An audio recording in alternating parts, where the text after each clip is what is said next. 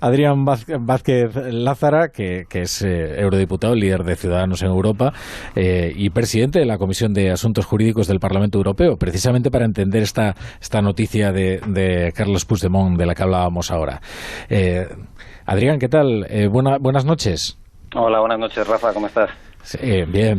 Aquí comentando la actualidad con estos señores y nos preguntábamos, vamos a ver, ¿cuál es el alcance real de lo que ha ocurrido hoy, ¿no? Vamos a recordar, para situar al oyente, la Junta Electoral Central ha confirmado al Parlamento Europeo que Carles Puigdemont no cumple los parámetros exigidos para lograr la credencial de eurodiputado. ¿Por qué? Por su voluntad explícita de no cumplir los requisitos para lograr el acta parlamentaria. O sea que le invita a venir a Madrid a recoger ese acta, cosa que no va a suceder porque en el caso de que lo haga, muy probablemente va a tener que comparecer ante el Supremo. ¿Qué supone esto en toda la peripecia de Carles Puigdemont? Bueno, para dar un poco de contexto, al inicio de año lo que hicimos en la Comisión de Asuntos Jurídicos es estudiar todas las actas que estaban pendientes de verificar, entre ellas, por ejemplo, los eurodiputados que entraron en Brexit, y se llegó a la conclusión de que había 4 eurodiputados que no habían cumplido lo que la ley electoral de su Estado miembro exigía. En este caso, estos 4 señores que no habían jurado la Constitución. Entonces, lo que hicimos desde la Comisión de Asuntos Jurídicos es pedir a la Presidencia del Parlamento que preguntase a la Junta Electoral Central que, de acuerdo a la ley electoral nacional, cuál es el siguiente paso. El siguiente paso, y es lo que hay que leer en lo que ha dicho la Junta Electoral Central, que yo creo que es lo más importante, es que lo que dice básicamente es que al no haber cumplido ese requisito de acatamiento constitucional, el escaño de estos 4 señores tiene que dar vacante temporalmente hasta que se produzca ese acatamiento, y durante esa suspensión que también conlleve la suspensión de las prerrogativas y derechos adjuntas al acta. Claro. Entonces, ellos deberían, ahora hay que esperar a que la Presidencia del Parlamento tome una decisión. Yo entiendo que pedirá un asesoramiento legal de qué es lo que dice la LOREC exactamente, que si no recuerdo mal es el artículo 236, y si usted me pregunta a mí mi opinión, yo entiendo que será pues que ya no tendrían derecho ni a votar, ni al salario, ni al dinero que tienen en el presupuesto para contratar a técnicos y a staff. Claro, cuestión que complica bastante además su estancia allí y sobre todo la capacidad que tiene de irradiar ahí su discurso político, ¿no?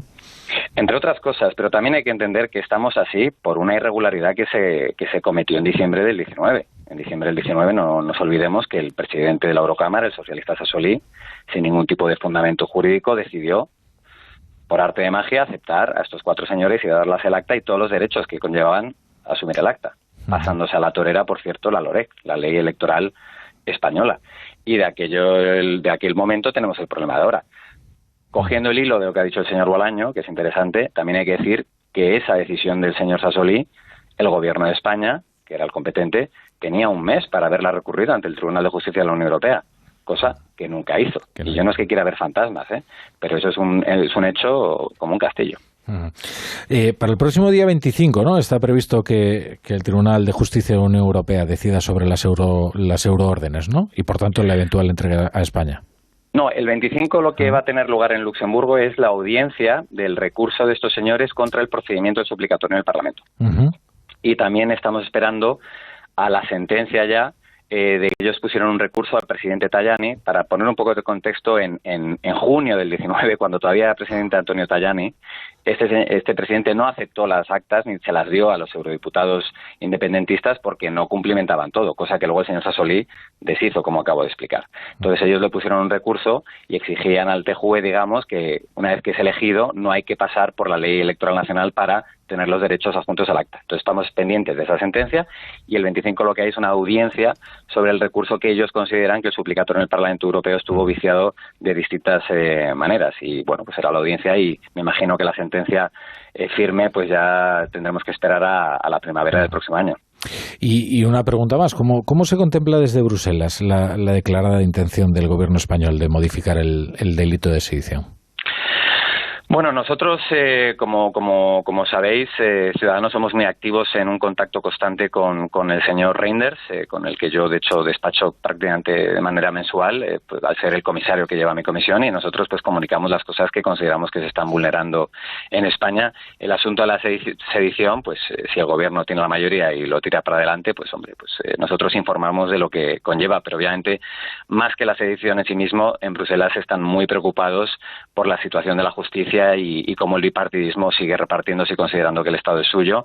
Ya estuvo aquí el señor Didier Reynders hace 3 semanas y dio un aviso muy importante con una fecha clara, que es el inicio de la presidencia española el próximo año, el 1 de julio. Y como sigamos en esta deriva, Bruselas va a dejar de dar avisos y va a empezar a tomar acciones, y es algo que obviamente tenemos que evitar a toda costa. Bueno, lo cierto es que las recomendaciones de Reynders no solo aquí fueron ignoradas, sino que incluso se le trató con una cierta displicencia cuando vino, y se supo exactamente lo que venía a reclamarle al gobierno de España. Bueno, yo cené con él la semana siguiente a su visita. Bueno, yo estuve con él en la visita, el segundo día de la visita yo estuve con él, y bueno, yo lo dije en varios medios de comunicación esos días. Yo decía que era sorprendente cómo 2 partidos que no llegan ni al 50% del voto nacional, que son el PP y el PSOE, hablan abiertamente de cómo se reparten los jueces, amenazan con incluso reducir el porcentaje de voto en el Congreso para cambiar el proceso de elección de los jueces sin avergonzarse. Y no solo esto, que en lo que va de legislatura, la Comisión solo ha visitado 4 países, 4, para tirar de las orejas sobre la politización de la justicia, que son Polonia y Hungría, Eslovenia, con el antiguo primer ministro Janša, que estaba, por cierto, intentando hacer una reforma muy parecida a la que quería el señor Sánchez, y España. Y aquí nos lo tomamos un poco a cachondeo, y el problema es que luego van a venir, si no conseguimos solucionar esto, vamos a tener un problema muy serio el próximo año.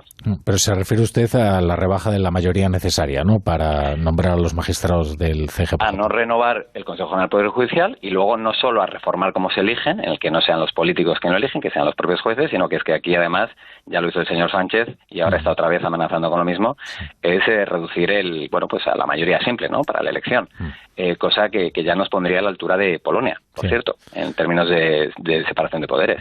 Y aquí el bipartidismo sigue jugando como si esto fuese un juego electoral. Es una cosa que a mí no me deja de sorprender, porque esto va a traer consecuencias muy severas. Bueno, Adrián Vázquez Lázara, presidente de la Comisión de Asuntos Jurídicos del Parlamento Europeo. Gracias por estar en La Brújula. Buenas noches. Gracias a vosotros. Un abrazo, Rafa.